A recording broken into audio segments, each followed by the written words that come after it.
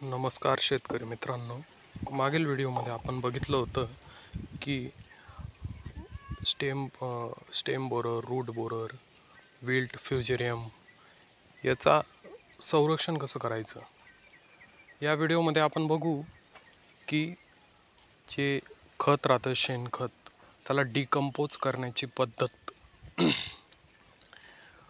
तर त्याच्यासाठी आपण 200 लिटर पाण्यामध्ये गूळ आणि different types of bacteria use केलेला आहे. त्याच्यात आपण PSB, KMB, nitrogen fixing bacteria, जसं काही तुमचा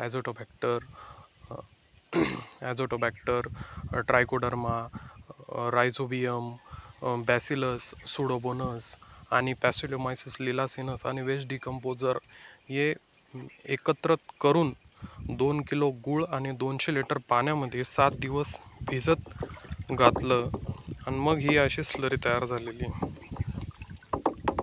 ही स्लरी आपण डायरेक्ट आपल्या शेणखतावर टाकू.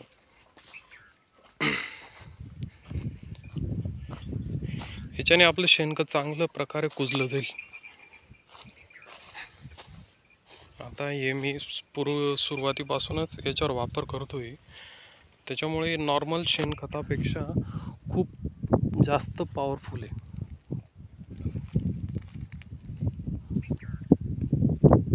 हे बघा.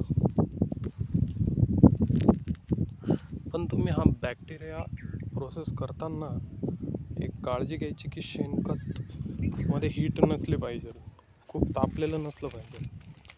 त्याला मी अशा चाऱ्या करून ठेवलेल्या आहे, जेणेकरून त्याच्यात एअर, हवेचं ऑक्सिजन ऑक्सिडाईज होऊन जाईल ते, आणि शेणखत पण थंड राहील, गार राहील ते. आणि मग त्याच्यानंतर आपण त्याच्यावर बॅक्टेरिया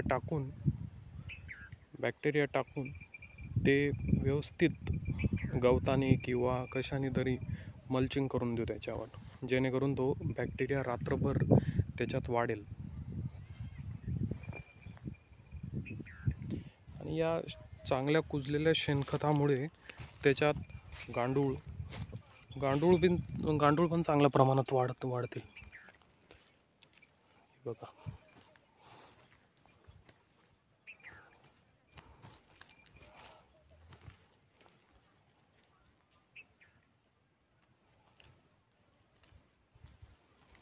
तुमच्या नॉर्मल शेणखतापेक्षा हे खूप जास्त पॉवरफुल आहे.